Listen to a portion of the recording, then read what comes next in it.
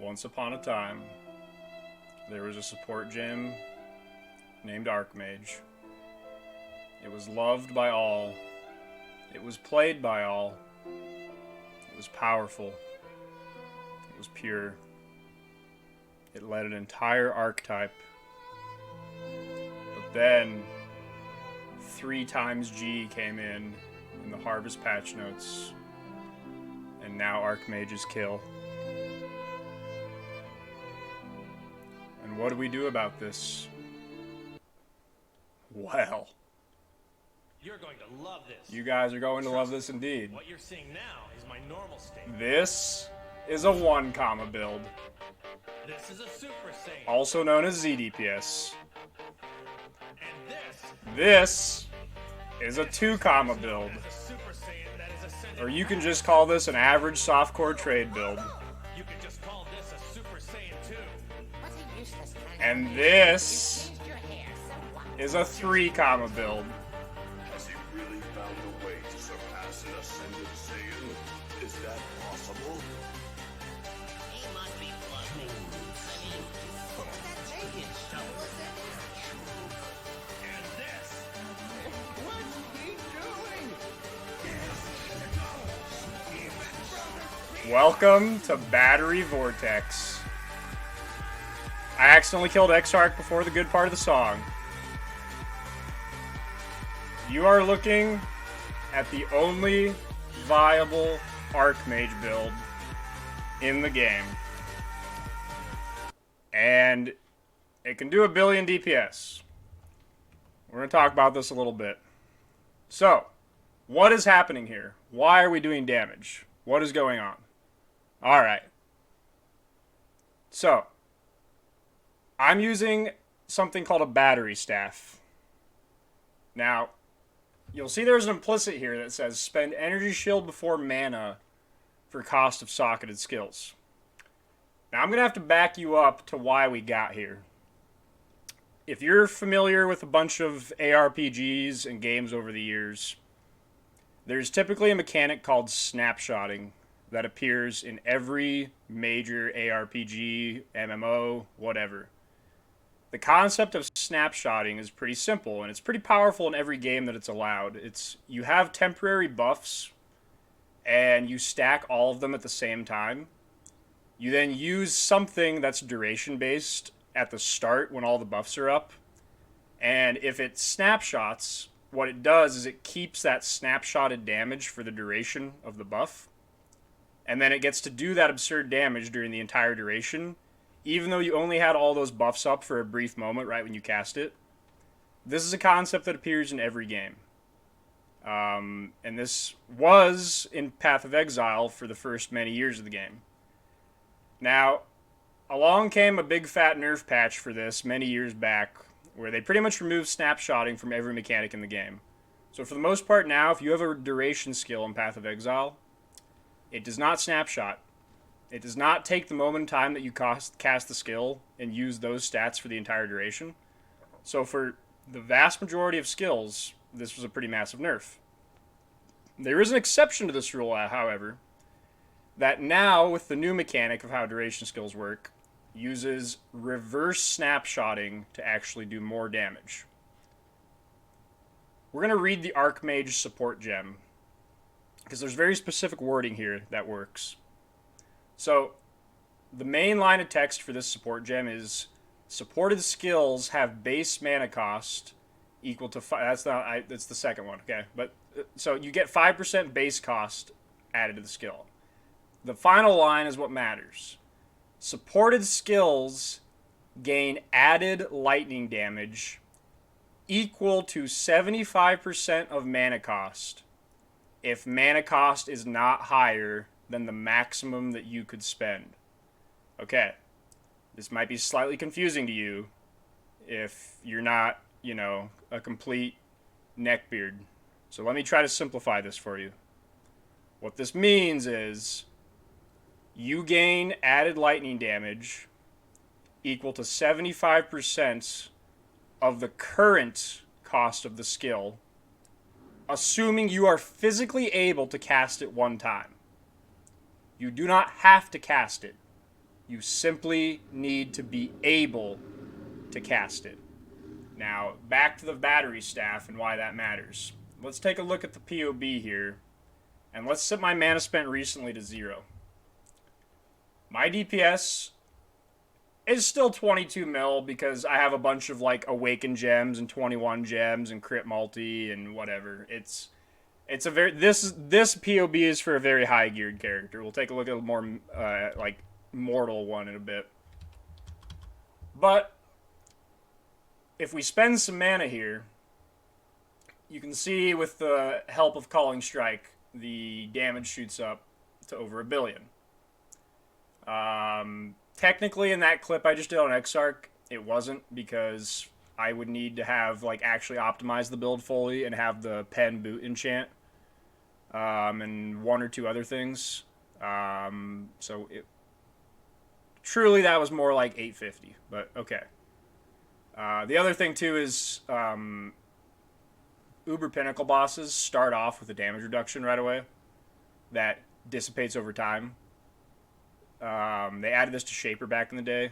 So it starts off with a bit of a damage reduction, and then that pretty quickly fades to 0, just to make it a little harder to instant blow them up. But I'll run a few more in a bit here, show you a few examples. I'll do a Deep Delve boss. I'll do an Uber Maven maybe. Give you a little more content. But back to the reverse snapshotting mechanic. So you have to be able to spend. So let's look at the cost here. The cost of this with this amount of spend is over 40,000. Now, how could I possibly spend that? I have 17,000 mana, though. That's a lot of mana. That's not 40,000. But I have 25,000 energy shield. The combination of these two is 41,900, so call it 42k. And because the Blade Vortex is socketed in this staff, if you look at me just sitting here casting it, I'm actually spending energy shield. I'm not spending mana. So gems in this staff spend energy shield first, followed by mana. So the total mana that they're allowed to spend is actually equal to 24k plus 17k. Then we use Indigon plus Arcane Cloak, which by default just spends mana. It doesn't take the Eldritch Battery effect. It will just spend mana, give Indigon stacks, drives up the cost multiplier on the Archmage setup to then push the cost to stupid numbers. Now here's where it gets useful, because watch what happens if I cast this. But I'm going to use Arcane Cloak, and now what happens if I cast it? Well, I can't even, actually, because I don't have... I would need to lower my cloak level, actually. I'll show you an example of this, though. So if I used maybe a lower level cloak real quick, and then I try to cast this, yeah, it still won't let me. Shit, no. But basically, if you tried to cast this, you can't accidentally cast it, because after cloaking you'll be low on mana, so that's kind of a safety mechanism. But in theory, if I had the mana back, it would spend all of my energy shield and all of my mana. But it doesn't, because it doesn't have to. The damage reverse snapshots, the damage of the Blade Vortex is based off of the current cost. So you cast it beforehand, then you drive the cost to just fuck you numbers. And then you make sure that number is just under your total combined energy shield and mana. And then that lets you do some 3 comma damage, potentially. Now, this makes for a very, very, very good bossing build, because it's still pretty tanky, to be honest. It just kills everything it touches instantly. It does the damage of Mana Forged Arrows, but with no ramp. So the only thing tricky here is you have to basically tweak the level of your Arcane Cloak. I'm using 2120 on this, but for a different setup, because the gem link multiplier is changing, I have to use a 16. To get it so that your mana cost combined is in the RIP ballpark of like 90 to 95% of your combined ES and mana. And then all you have to do is precast, cloak, and you're off to the races. Now, for a boss like Exarch, where I'm just going to try to blow him up, I'm just going to manually precast, and then when I cloak, it's lights out. Now, for more sustained damage, like delving and mapping, I'm going to use an Awaken Unleash setup, and I'm just going to I'm just going to use Blade Vortex once with Unleash. It's going to give me like 6 stacks on average. I could juice that up more, but it's fine as is. And then I'm going to just Cloak with less duration, actually. And then it's just going to do this cycle of 4 seconds where I do, with that link setup, about 500 million DPS. And then about 1.5 seconds of downtime. Which, for really hard content, if you need the damage, that doesn't really matter. For mapping, you'll see coming up, it's basically running simulator where you just run with phase run. Oh, that's not the right key. You basically just run with phase run really fast and just map this way with BV around you, and then you just cast it once with Unleash and then go back to phase running. So it's kind of a nice running simulator. But the really strongest thing about this build is this is the best bossing build I've ever played. It deletes things instantly. Let's watch an Uber Maven. So I should have it on Uber.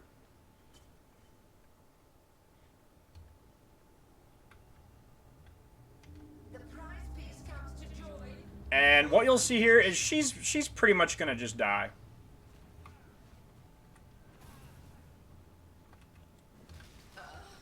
That was an Uber Maven. She just dies. Everything just dies. Like, I'm still tanky. I can still eat a lot of damage. But anything the BV touches dies. It's just a circle of death. Even an Uber Pinnacle boss, it just, like, these things probably get 1 tick. Yeah, I never even saw the HP bar. You're just playing, like, running simulator, and if you touch the boss, it dies. Like, I accidentally bumped into her, and she died. I wasn't even trying to go in at that one. I was trying to, like, back out, but it just accidentally dipped in and, like, 2-shot her. This is the best bossing build I've ever played. There's a couple, like, pre-throw trap builds I've seen that can do maybe more DPS than this. But... oh, she bugged and got the memory game. I've seen a couple, like, pre-throw trap builds that can kill a boss a few ticks faster than this. But those are typically very squishy. I don't have Arctic Armor on. I took it out for the mapping setup. But I probably could take a memory game just fine. See, she bugged there. I'm killing her too fast. With Arctic Armor, I know I'd live it easy. I'll try to tank a memory game. We'll see. I don't have the other talent on too. Ah, whatever. I'm doing a scuff setup because this is my map setup. But oh fuck, I forgot to cloak. Okay, I would have blown her up right there and just skipped this phase, but I forgot to press cloak. But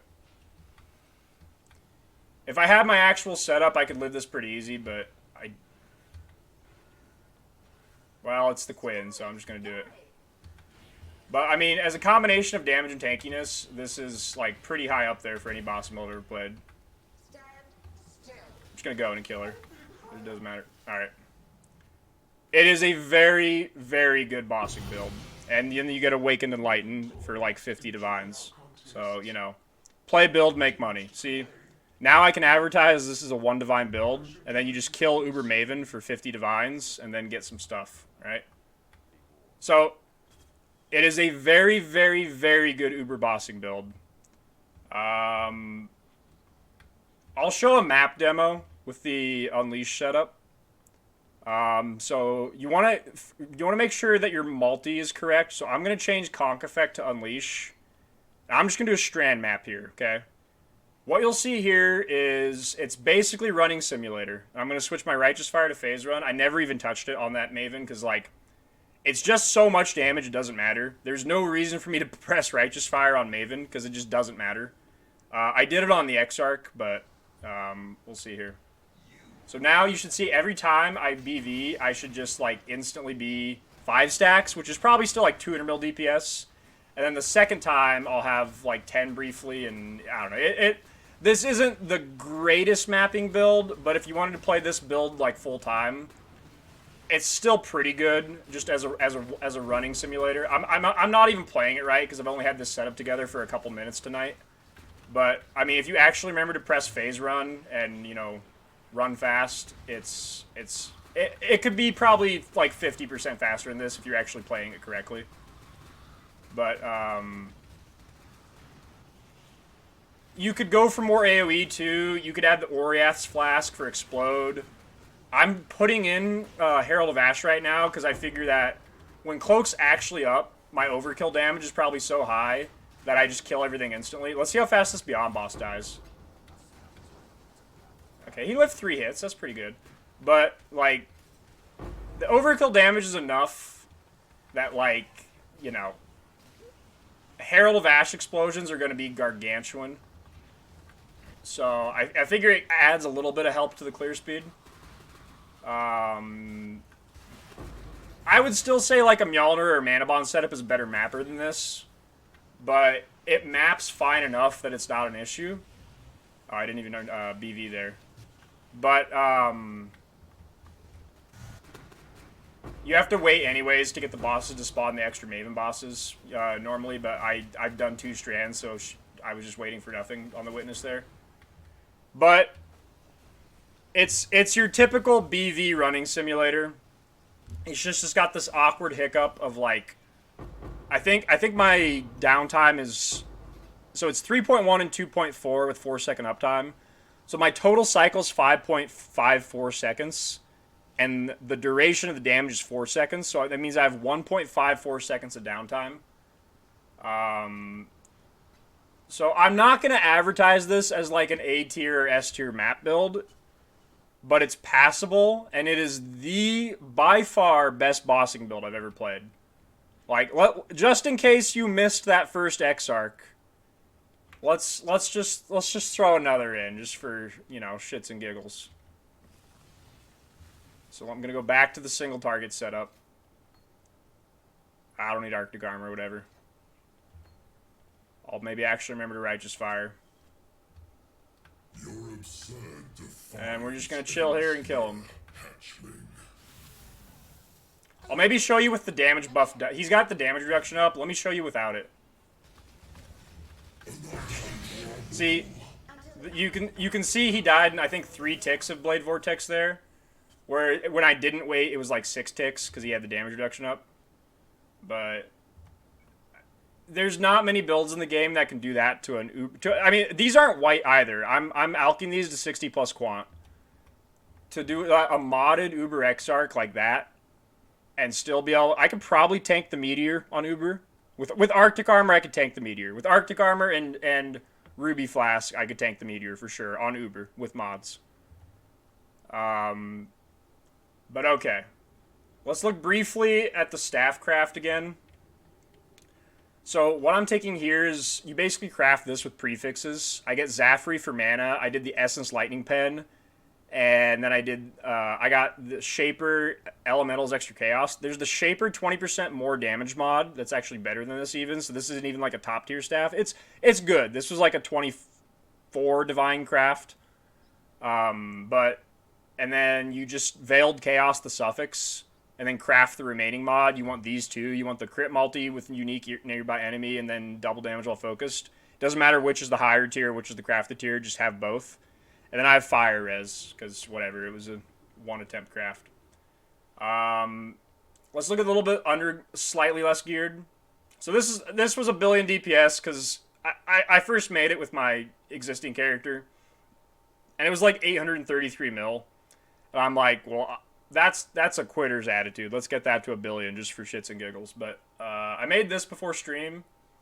I just asked in my chat, I said, does anyone have a Mana Stacker build for either Mjolnir or Mana Forge that, please tell me I saved that. Oh yeah, here it is. That has like a 50 divine budget. And this is what I was linked. Truthfully, this is higher than 50 divines, but it's not like crazy gear. It's more than 50 because it's got crit jewels. This is over 100, but this is not my gear level. But like, okay, just to illustrate, this is 14k ES only, and 15k. Does this even have discipline on? Okay, Oh, this is 18k ES. Oh, I can do the config to 9k then, because I can get my spend to 30, right? 32? Yeah. 30... 9200. Okay. So, yeah. This is on the higher end of gear still, but I think for 50 divines, I could make a character that had 15k ES and about 13k mana. And I think I could still have like 80 mil DPS, even non-crit. So, to do just the reverse snapshot tech and make a character that's 80 mil DPS, and if you've ever done an Uber Pinnacle boss with 80 mil DPS, it's still pretty fine. But there's not even really any hard requirements for this, besides the fact that you need to have a staff with the battery mod. And I just made this 4 mod staff for the sake of this POB. You need to have an Indigon, and you need to be low life Ivory Tower. Now, the requirements for that, for the bare minimum, isn't that high. It's not League starter material, but it's not Mana Forge budget. This is doable for bare minimum like 5. I think for 5 divines, I could make a POB between 10 and 25 mil DPS. That would be able to do like regular bosses deleted that fast, and with a little bit of mechanical skill, could still do Ubers. But if you push it to the extreme level, well, you just do stupid stuff. Hopefully this is awakens some appetite for Archmage. I will say one last thing. I'm using Blade Vortex because for the reverse snapshotting to work, you have to use a duration skill. You are not completely pigeonholed into that. You can use any duration skill that scales with flat lightning damage. So you can use Cremation, you can use Blade Vortex, you can use Stormbrand, you can use Armageddon Brand. One of the meme ones that's kind of funny but actually can work is the self-cast Galvanic Field. It's a little bit wonkier set up, but you can get like a 13-second duration, 105 shock effect, Phantasmal Galvanic Field on yourself that's bigger than the entire screen and kind of acts like Righteous Fire. And you can get the reverse snapshot on that with the battery staff tech. And then you can have like a 600 mil DPS off-screen Righteous Fire effect. It's just annoying to set up, but someone who really likes the memes might be able to pull that off.